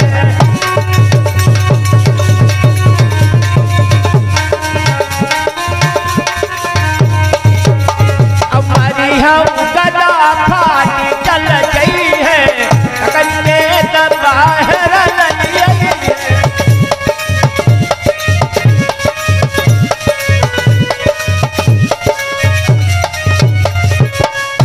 दुर्योधन निकल बाहर। अब आज तीसरी हाथ सुन करके दुर्योधन उठ करके खड़ा हुआ। लक्ष्मी ने रोक लिया। आज लक्ष्मी के खींच करके लात मार करके चल देता है। लक्ष्मी ने कहा दुर्योधन अगर आज तुम मर गए तो मैं अनाथ हो जाऊंगी। दुर्योधन ने कहा अगर मैं मर गया तो तुम किसी के हाथ लग सगी नहीं हो, हमारे मरने के बाद तुमको दूसरा मिल जाएगा, लेकिन दरवाजे से दुश्मन चला जाए ये क्षत्रियों का धर्म नहीं है। आज लक्ष्मी की लात मार करके दुर्योधन बाहर निकला। आज दुर्योधन को देख करके धर्मराज बोले लगे भैया दुर्योधन अभी मान जाओ, सारे राज पर तुम अधिकार करो, केवल 5 गांव हमको गुजारा करने के लिए दे दो। दुर्योधन ने कहा धर्मराज तुम जीवन भर कहते रहो कि मैं जीत करके सब ले लूंगा और मैं मरते दम की यही कहूंगा कि सुई की नोक के बराबर नहीं दूंगा। धर्मराज ने कहा ठीक है, अगर ऐसी बात है तो हमसे 2 भाई तुम ले लो, 3 तुम हो जाओ और 3 मैं हो जाऊं, तब तुम्हारे साथ में युद्ध होगा। आज दुर्योधन ने सोचा अगर धर्मराज के पास से 2 भाई भीम और अर्जुन को मैं ले लिया तो धर्मराज बिना मारे मर जाएंगे। सारा संसार यही कहेगा कि भाई की शक्ति से दुर्योधन ने राज्य जीता। दुर्योधन ने कहा मैं तुमसे मदद लेना नहीं चाहता हूं, युद्ध तो राजा राजा का है, क्योंकि दुर्योधन जानता है कि राजा तो धर्मराज है और अगर धर्मराज दुर्योधन के साथ लड़ते तो धर्मराज कभी जीत नहीं पाते। इतने में भगवान ने कह दिया, दुर्योधन, राजा तो धर्मराज ने भीम को बनाया है, तुम्हारा भीम से युद्ध होगा। दुर्योधन ने कहा ठीक है, भीम से युद्ध होगा, लेकिन एक बात बताओ, राजा को सभी प्रणाम करते हैं, अगर धर्मराज अपने राजा भीम को प्रणाम कर ले तो मैं भीम के साथ युद्ध करूंगा। अब तो कठिन, बड़ी समस्या कठिन आ गई। अगर भीम को धर्मराज प्रणाम कर लेते तो धर्मराज उसी जगह भस्म हो जाते। भगवान की तरफ देखा, प्रभु अब क्या होगा? भगवान ने कहा तुम चिंता मत करो, मैं भीम की बगल में बांसुरी के रूप में जा रहा हूं, अब तुम भीम की बगल में बांसुरी को प्रणाम करना, भीम को मत प्रणाम करना। आज भीम को बांसुरी को प्रणाम किया, आज दुर्योधन और भीम का गदा युद्ध होने लगा। किया समर में भीम ने कि कुरुपत का आघात, उसे शांति द्रोण ने की कुचालत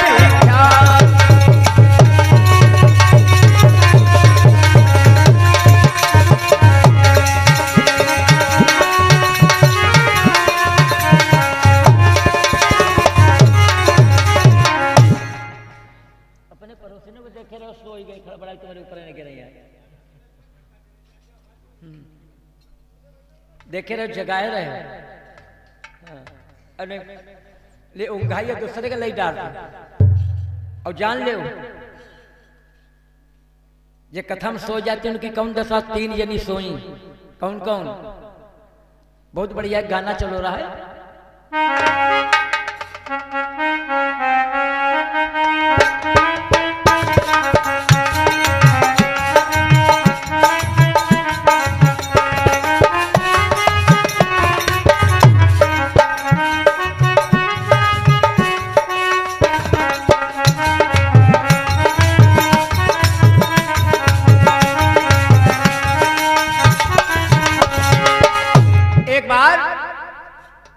कथा सुनते सुनते कई जने सोए और सोए के बाद उनकी कौन दशा हुई। एक बार सती जी ने पूछा भोले बाबा से कि प्रभु आप गले में मुंड की माला क्यों पहने हो? तुम मरते, मैं मरती हूं, तुम क्यों नहीं मरते हो? तो भोले बाबा ने कहा मैं अमर कथा सुने हूं, इसलिए मैं नहीं मरता हूं और तुम मर जाती हो। तो कहा हमको भी कथा सुनाओ। तो भोले बाबा ने कहा चलो कथा सुनाएंगे। अब चलते चलते भोले बाबा कनखल में जंगल में पहुंचे, अपने डमरू को बजाया, पशु पक्षी सभी भाग गए और भोले बाबा ने कथा शुरू किया। सती जी से कहा सुनती हो, जब तक मैं कथा कहूं तब तक तुम हुकारी भरते रहना। सती जी ने कहा ठीक है। अब भोले बाबा अमर कथा शुरू कर दिया, सती जी हुकारी भरती रही और आधी कथा हुई कि सती जी सो गई। अब सती जी सो गई और उसी समय एक सेमर का पेड़ था और जिसमें सुआ का बच्चा अंडा बांझ था और उस अमर कथा को सुनते सुनते वो सुआ का बच्चा जीवित हो गया। अब भोले बाबा ने देखा कि सती सो गई और जो सती सो गई तो कवि ने बड़े बच्चे भाव में लिखा, और कान खोले सुन लो भैया, कि आने की और बैठने की सबको पूरी आजादी है, पर आने की और बैठने की सबको पूरी आजादी है,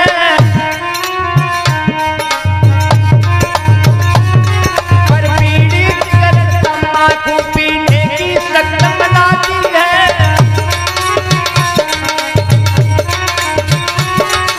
बीड़ी सिगरेट तंबाकू पीने की सख्त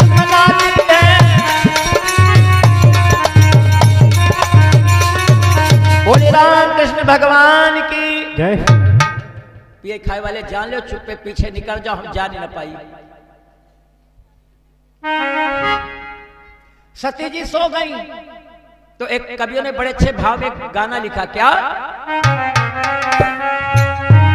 कि कथा ना पूरी जान पाई नींद के मारे, कथा ना पूरी जान पाई नींद के मारे,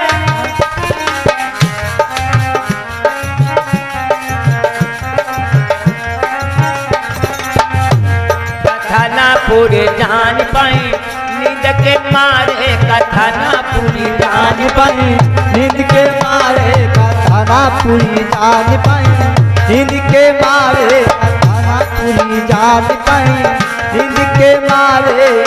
अमर पिया कहे अमर कहानी, अमर पिया कहे अमर कहानी, सती जी नहीं ध्यान लाई नींद के मारे, सती जी नहीं ध्यान लाई नींद के मारे,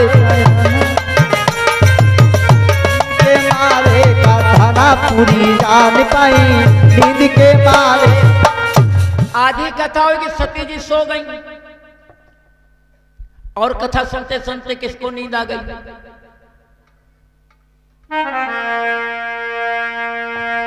कि विवाह भेद अर्जुन समझावे, द्वापर में जिस समय सुभद्रा के गर्भ में अभिमन्यु था, उस समय चक्रव्यूह की रचना अर्जुन ने सुभद्रा को सुनाई और 6 द्वार तक कथा सुनाई और 6 द्वार तक सुभद्रा कथा सुनती रही। और जब 7वें द्वार की कथा प्रारंभ किया तो अभिमन्यु जो गर्भ में था, सुभद्रा सो गई तो गर्भ भी सो गया। और जब सो गया, विवाह भेद अर्जुन समझावे, विवाह भेद अर्जुन समझावे, विवाह भेद अर्जुन समझावे, सुभद्रा नहीं ध्यान लाई नींद के मारे, सुभद्रा नहीं ध्यान लाई नींद के मारे, कथा ना पूरी जान पाई नींद के मारे कथा ना पूरी जान पाई, नींद के मारे कथा ना पूरी जान पाई, नींद के मारे। अगर 7वें द्वार की कथा सुभद्रा को नींद ना आती तो द्वापर में अभिमन्यु मारा न जाता। और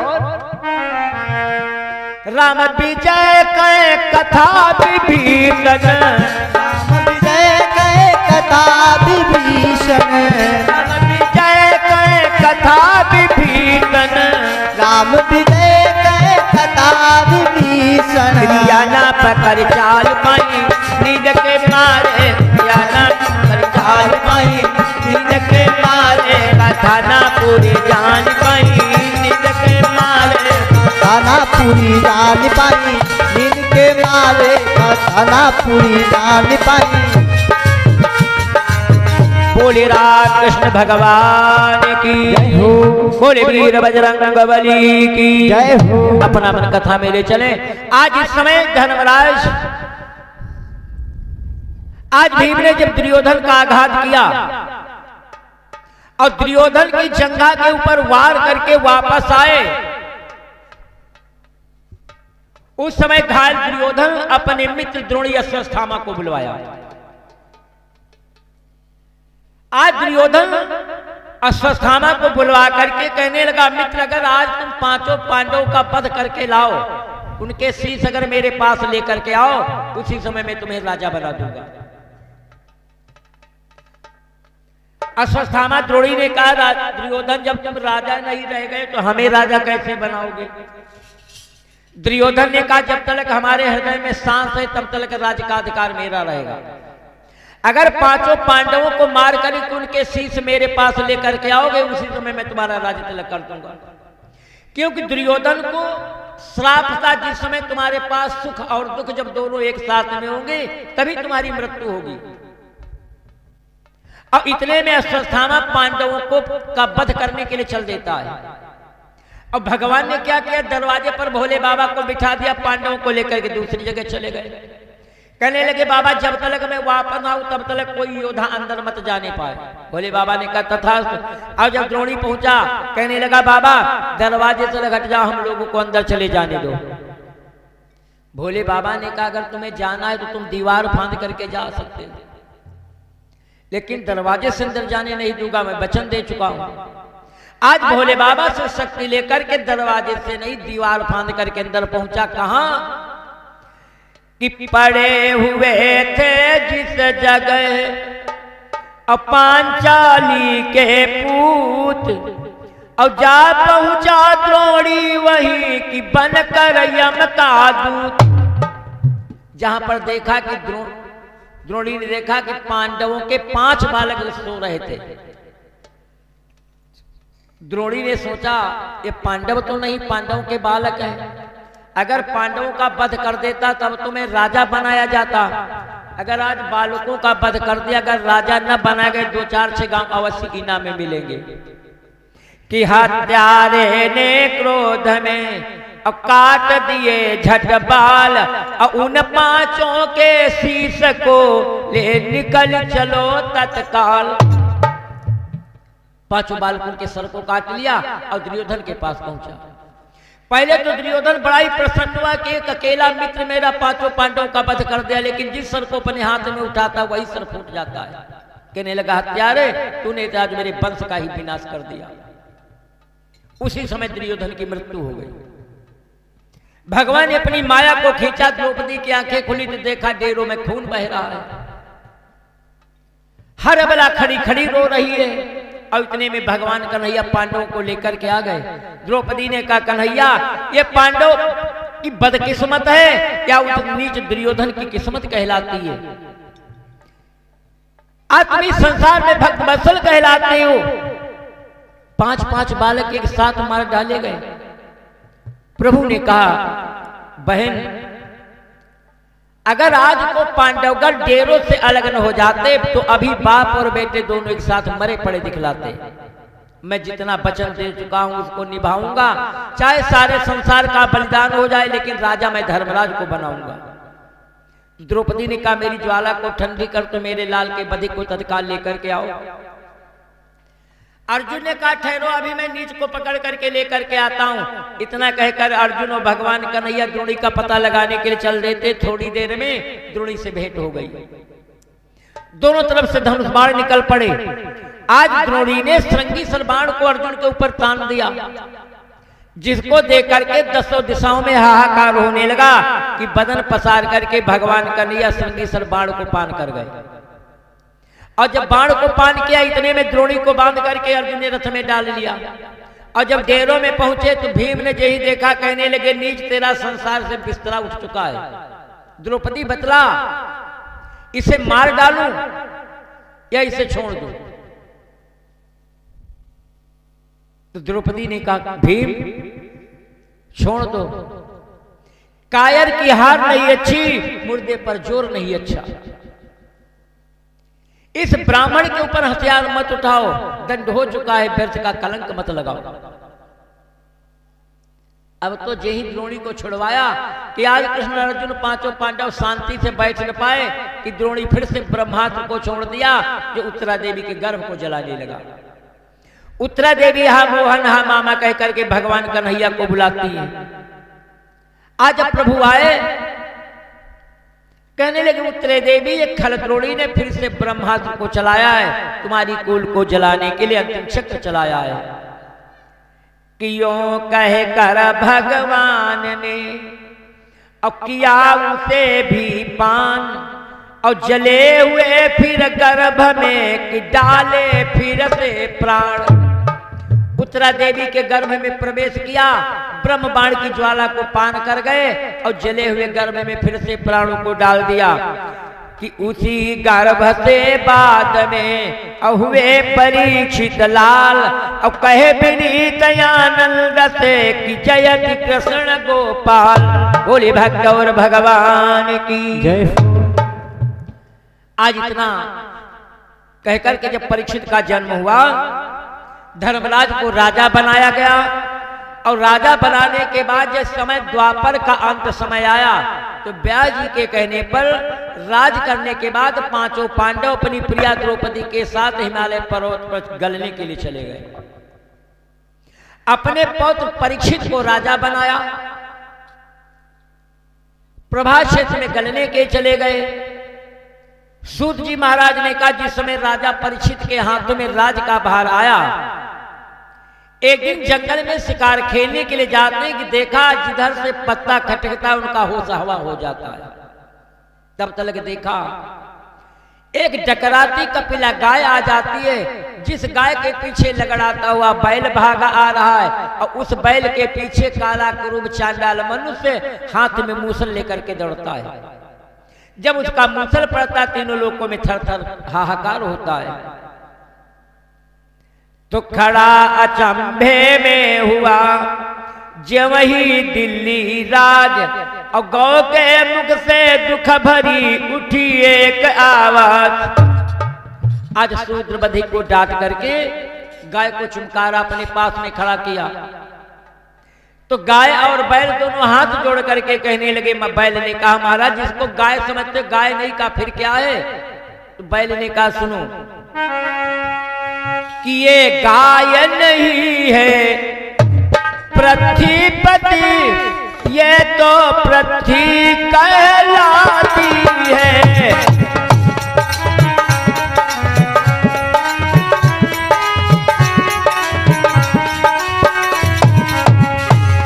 ये गाय नहीं है पृथ्वीपति, ये तो पृथ्वी कहलाती है।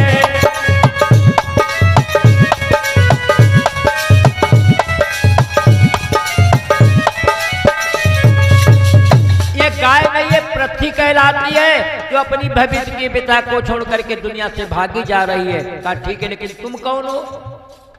तो बैल ने कहा मैं कोई बैल नहीं भूतल पर धर्म कहलाता हूं, अपनी निर्बलता को छोड़ करके सारे संसार को छोड़ करके भागा जा रहा हूं। कहा तुम क्यों जा रहे हो? तो बैल धर्म ने कहा महाराज जिस समय सतयुग था उस समय मेरे 20 चरण थे, तीनों लोकों में व्यापक था। और जब त्रेता युग आए तो 4 पैर तोड़ डाले गए, केवल 16 रह गए। जब द्वापर का युग आया 4 फिर तोड़ डाले गए, केवल 12 चरण रह गए, जहां पर 16 पुण्य कहलाता था। अब आप सामने कलयुग खड़ा है, आते ही तान दिए भाले, पृथ्वी को नीचे दबा दिया, मेरे पैर तोड़ डाले, अब तो केवल एक ही चरण रह गया है। लूला लगड़ा होकर किस लोग की सहायता क्या कर सकता हूं? इसलिए नाथ भागने के सिवा मेरे पास और कोई उपाय नहीं है। आगे वो समय आ रहा है बेटिया, कोई नहीं जानेगा, पाखंडों की बनेगी धर्म को कोई नहीं मानेगा, कंठी माला छापा टीका किसी को नजर नहीं आएंगे। अगर हम लोग धर्म धर्म चिल्लाएंगे दूसरे लोग हम लोगों की खिल्लियां उड़ाएंगे, मूर्तियां रातों दिन टूटेंगी, मंदिर में बधिक दिखाएंगे। जब ऐसी दशा नाथ होगी तो वो लोग कौन दिशा को जाएंगे? इतनी बात सुन करके तलवार उठाया और कलयुग को मारना चाहा। और यही कलयुग को मारना चाहा तो कलयुग ने कहा महाराज प्रभु ने तुमको तलवार दी, अगर हमारा वध कर तो निश्चय विपद छूटती है, साथ ही साथ में ब्रह्मा जी की आन भी टूटती है। कहा क्यों? कहा देखो सतयुग द्वापर त्रेता में अगर मन में सोच लिया जाता तो सोचने पर पाप लगता था, लेकिन कलयुग में बिना किए अपराध कभी सर के ऊपर आता नहीं। इसलिए सतयुग में मुक्ति चाहते तो लाख वर्ष योग करो, कलयुग में खूब सुविधा योग करो और भोग भी करो। प्रातः समय कुल कमल दिवाकर बाबा गोस्वामी जी महाराज ने भी लिखा, कलयुग केवल नाम आधारा, और सुमिरी सुमिरी नर उतर नहीं पारा। और युगों में ज्ञान योग की भक्ति थी, लेकिन कलयुग में केवल एक राम की भक्ति है। चाहे जितने अपकर्म करें और भगवान के शरण में जाए तो भगवान उसका उद्धार कर देंगे, लेकिन ऐसा नहीं। जितने काम जान पूछ करके आप गलत करते हो उनके लिए कभी भगवान माफ नहीं करेंगे, और जितने काम अनजान में गलत हो जाते हो उनके लिए भगवान कभी दंड नहीं देते। इसलिए कलयुग केवल नाम आधारा, सुमिरी सुमिरी नर उतरहि पारा। युग केवल नाम आधारा, सुमिरी सुमिरी नर। भगवान के नाम में कितनी बड़ी शक्ति, कलयुग केवल नाम आधारा, और सुमिरी सुमिरी नर उतना ही पारा। एक बार बाबा गोस्वामी जी महाराज रामचरितमानस से लिखते हैं, और तब तक देखा 4 लोग अंग्रेजी फैशन में आ गए, कोट पहने, पैंट पहने, बाटा की चप्पल, एक टाई है। 4 लोग इकट्ठा भय बाबा को प्रणाम किया, बाबा क्या लिख रहे हो? कह रामचरितमानस लिख रहा हूं। का इसका क्या होता है? का इसकी एक एक चौपाई मूल मंत्र महामंत्र कहलाती है। अगर आप लोग एक चौपाई पर अमल कर लें तो आपका जीवन धन्य हो जाएगा, सफल हो जाएगा। का बाबा लिख क्या रहे? कहा रामचरितमानस का इसका क्या होता है? तो बाबा जी ने कहा सुनो कि कलयुग केवल नाम आधारा। बाबा जी ने कहा कि देखो प्राणी चाहे जितना पापी क्यों न हो, आप लोग विचार करें कि पापी ऊंची न कर नाम सुमिरी, अति अपार भव सागर तरही।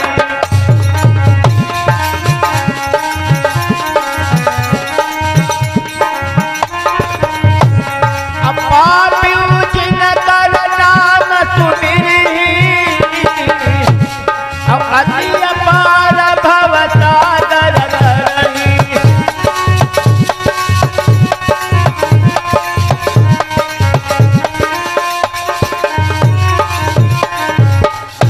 प्राणी का चाहे जितना पापी क्यों न हो, अगर भगवान के नाम का स्मरण करता है तो भवसागर पार हो जाता है। अंग्रेजी फैशन वालों ने कहा बाबा एक बात बताओ। कहा क्या? कहा हम तो अंग्रेजी फैशन वाले, सागर तो बड़ा लंबा चौड़ा है, हमारे ऐसे मूर्ख सागर को कैसे पार कर पाएंगे? कोई उपाय नहीं, सागर को तुम छोटा नहीं बना सकते हो? तो बाबा जी ने लिख दिया, छोटा बना दिया। आगे क्या लिखा? कि सादर सुमिरन जो नर करही,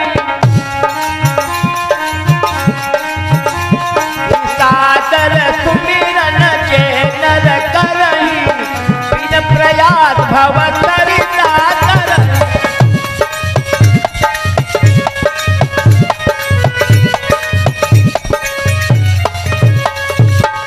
जो भगवान के नाम का स्मरण करेंगे उनके लिए भवसागर के सरिता के समान हो जाएगा। अब तो तुम लोग पार हो जाओगे। अंग्रेजी फैशन वाले का बाबा सरिता भी तो बड़ी लंबी चौड़ी होती है, अगर सागर को सरिता बना दिया तो सरिता को भी आप छोटा कर सकते हैं। तो आगे बाबा जी ने लिख दिया कि सादर सुमिरन कि जे चरित ये गावई हरि पद पावई, और ते न परई भव कूपा।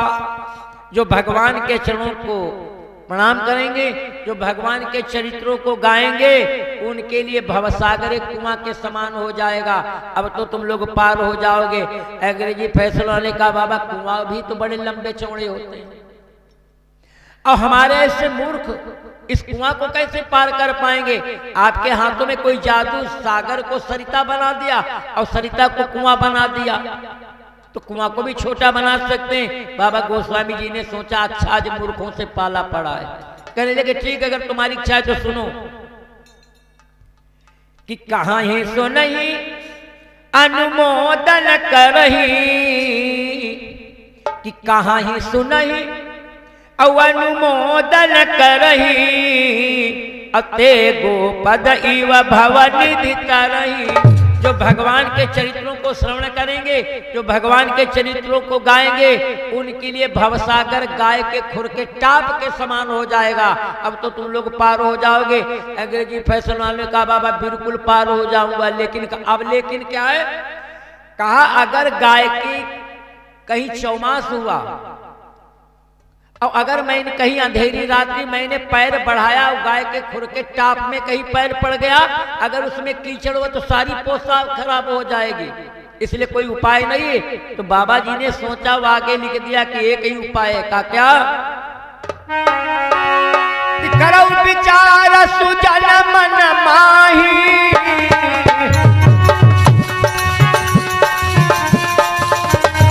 करो विचार सुजन मन माही, नाम लेत भव सिंधु सुखाई।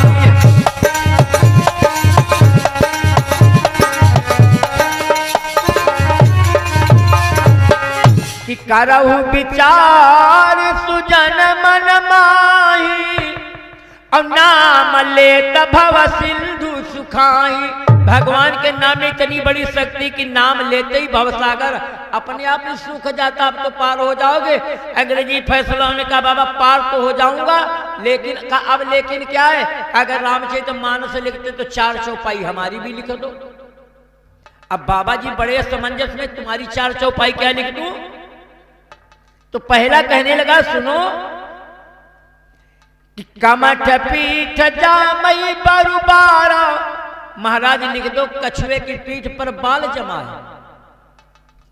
बाबा जी ने देखा ऊपर से नीचे तक 4 के चारों पागल हैं। अरे कछुए की पीठ पर तो केवल हड्डी खप्पर होता है, बाल कहां जमता है? उसने कहा महाराज लिख दो। तो बाबा जी ने लिख दिया, हो सकता है, लिख दिया कि कमठ पीठ जामई बरुबारा। तो दूसरा कहता है कि बंध्या सुत बरुका हुई मारा, बांझ अपने बालक को मारती है। बाबा जी ने कहा कि तुम बिल्कुल पागल हो, अरे जब वो नारी बांझ है तो अपने बालों को कैसे मारती है? उसने कहा नहीं महाराज लिख दो। तो बाबा जी ने लिख दिया कि कमठ पीठ जामई बरुबारा, बंध्या सुत बरुका हुई मारा।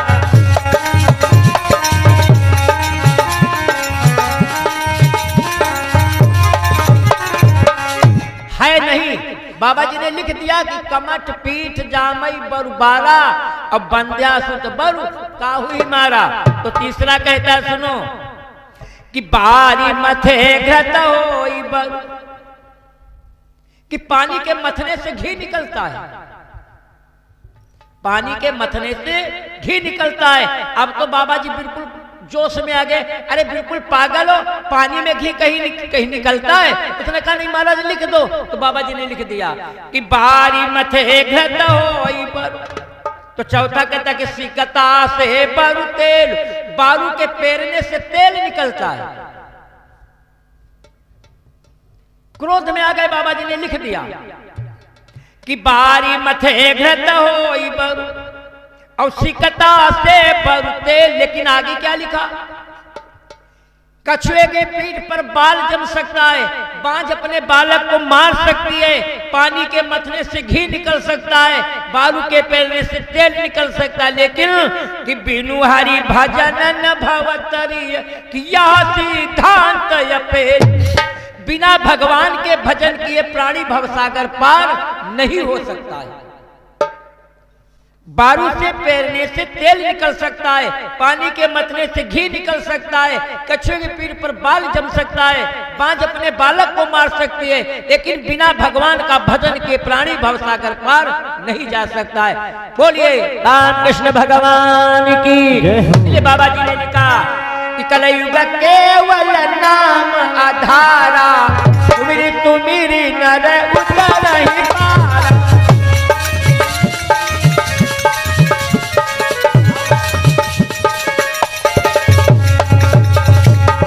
कलयुग केवल नाम आधारा, सुमिरी सुमिरी नर उतर ही पारा।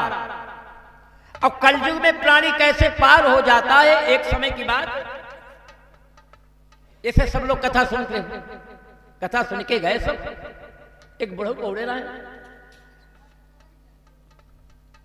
कहीं भैया सबने कहा गए रहा, कहीं कथा सुने गए रहा, कहीं यार हम पढ़े लिखे कुछ नहीं, हमका कुछ बताओ तो हमारा उद्धार कैसे हुई है।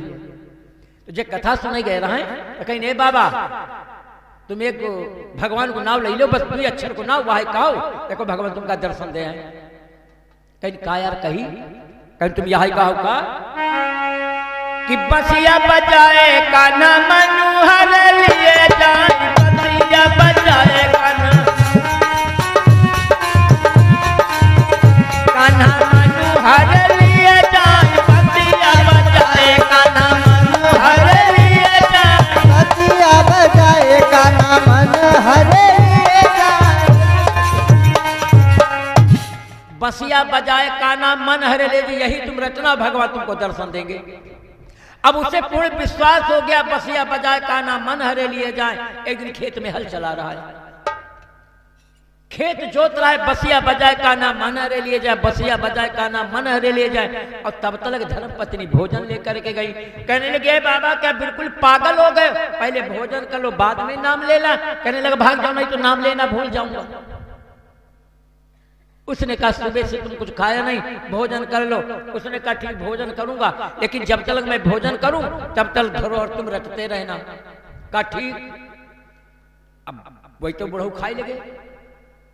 अब घर रटे लगी, बसिया बजाय काना मनोहरे ले जाए, बसिया बजाय काना मनोहरे लिए। अब तब तक भैया रोटी चुकी गई। बुढ़ऊ कहीं रोटी लाओ जल्दी। अब जले में गेठरी खोलें, रोटी दें, और जब खाए भे अब कहीं हमारी धरोहर वापस करो। और ना वही लेके भूल गए, वो फैला के ऊपर से बैठी। अब बड़ा क्रोध आई को, लेकिन भगवान की बड़ी कृपा उसके ऊपर हुई, झटी लाइन जोड़ लिया। अब क्या कहता है, मसूरी वसाए कान्हा भूसा भर लिए जाए, मसूरी वसाए कान्हा भूसा भर लिए जाए, मसूरी वसाए कान्हा भूसा भर लिए जाए, मसूरी वसाए कान्हा भूसा भर लिए जाए, मसूरी वसाए कान्हा। अब बसिया बजाए कान्हा मन हरे लिए जाए, भूल के मसूरी वसाए कान्हा भूसा भरे लिए जाए। उधर से भोले बाबा पार्वती निकली। पार्वती ने कहा बाबा ये किसका नाम ले रहा है? भोले बाबा ने कहा नाम तो हमारा ले रहा है। पार्वती जी ने पूछा प्रभु क्या आपने कभी खेती किया है? भोले बाबा ने कहा खेती तो नहीं किया है, लेकिन वास्तव में हमारा नाम ले रहा है। पार्वती जी ने कहा मैं जाऊं पूछ करके आऊं। भोले बाबा ने कहा जाओ पूछ करके आना, लेकिन दूर से पूछना, पड़ोस में मत जाना, 2-4 चबकी खाई जाओ। भैया कार्तिक महीना में अगर कोई हल जोता तो वैसे कहते भाई रुक जाओ, बड़ी गुस्सा ही कहते घामो जोर, 2 बीघा खेत जोता। पार्वती जी पहुंची। अब कहीं तुम, कहीं हम ना जी, कहीं तुम कहाँ दियो, कहीं तले खाई बैठे। अब भोले बाबा बैठ गए।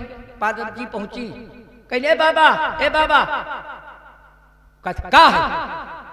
कहीं को नाव ले मारे गुस्सा, कहीं नाव तुम्हारे खसम को ले।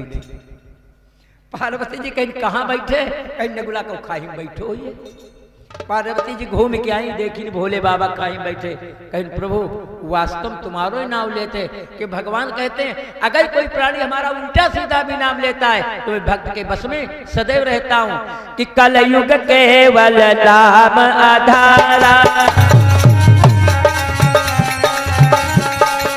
कलयुग केवल नाम आधारा, कलयुग केवल नाम आधारा, मेरी तू मेरी नर उतर ही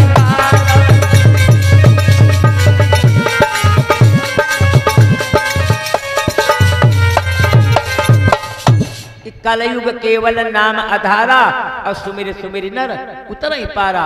तो आज परीक्षित ने कहा जाओ ईश्वर की, लेकिन हमारे गुण की और अवगुण की केवल हंस रूपी सृजन रख सकते हैं। सच है मैं विष भी हूँ और सज्जन लोगों के लिए गुण भी हूँ, देता भी हूँ, लेता भी हूँ, कलयुग भी हूँ और कलयुग भी हूँ। तो परीक्षित ने कहा जाओ ईश्वर की सृष्टि में मारने के लिए मेरे पास कोई उपाय नहीं है, लेकिन जहां मैं कहता हूं उसी जगह ठहर जाओ। तो कलयुग ने बहुतेरे स्थान कलयुग को बताया कि जिस जगह जुएबाजी होती हो जान लो कलयुग का अधिकार है। झूठी बातें की जाती हो, जहां पर वैश्याएं रहती हो, जहां पर मदिरा दारू पी जाती हो, उसके घर में कलयुग का अधिकार।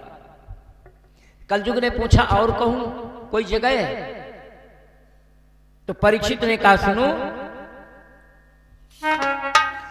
जिसके घर में चोर लोग सेंध लगाते हो, जहां चोरी की जाती हो जहां लोग कलयुग का अधिकार है। जहां पर द्विज जुआ खेला जाता हो जहां लोग कलयुग का अधिकार है। का और कोई स्थान नहीं? तो परीक्षित ने और स्थान बताया कि जिस जगह न गुरु का मान रहे, कलयुग से बतला जिसके घर में गुरु का मान न किया जाता हो, कि जिस जगह न गुरु का मान रहे, जिस जगह न हरि का ध्यान रहे,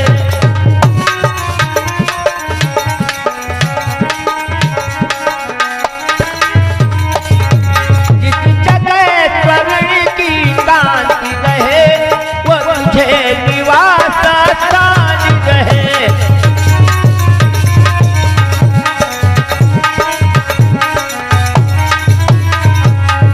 जिसके घर में गुरु का मान न किया जाता हो, जिसके घर में भगवान का ध्यान न किया जाता हो, जो सोना काम में न लाया जाता हो, ऐसी जगह स्थान दे रहा हूं। 101 मुद्रा परम श्रद्धेय भैया सुंदर मानपुर की तरफ से 100 मुद्राओं का दान कर रहे हैं। भगवान सदा इनकी मंगलमय कामनाओं को पूर्ण कर रहे हैं। जो सोना काम में न लाया जाता ऐसी जगह तुम्हें स्थान दे रहा हूं कि जो आज्ञा कह कर गया और कलयुग शीस झुकाए और धर्म परीक्षित के हृदय कि वही गया समाए। इतना सुन करके कलयुग राजा परीक्षित के हृदय में समा जाता है। पृथ्वी अपने यथास्थान चली जाती है, बैल अपने स्थान जाता है और परीक्षित शिकाल खेल करके अपने घर को आते हैं। बस इतनी कथा सुनाकर अपनी वाणी को विराम दे रहा हूं। आ गई कथा कल दोपहर में 2 बजे से 5 बजे तक श्रवण करेंगे। शाम के समय 7:30 बजे से 10:30 यानी 11 बजे तक, 7:30 से 11 बजे तक श्रवण करेंगे और दिन में 2 बजे से 5 बजे तक श्रवण करेंगे। सभी लोग 2 बार भगवान का स्मरण करें, आरती करें, प्रसाद लेकर के यथास्थान जाएगा। क्योंकि भगवान कहते हैं कि हमसे बढ़कर के महिमा, भगवान कहते हैं कि हमसे बढ़कर के महिमा, महिमा मेरे प्रसाद की है। अब प्रसाद से बढ़कर के महिमा लेने वाले अहलाद की है। कि भगवान की कथा सुनने के बाद में प्रसाद ही आपका लाइसेंस है। बिना प्रसाद लिए किसी को नहीं जाना चाहिए। 2 बार प्रभु का पावन नाम ले, आरती।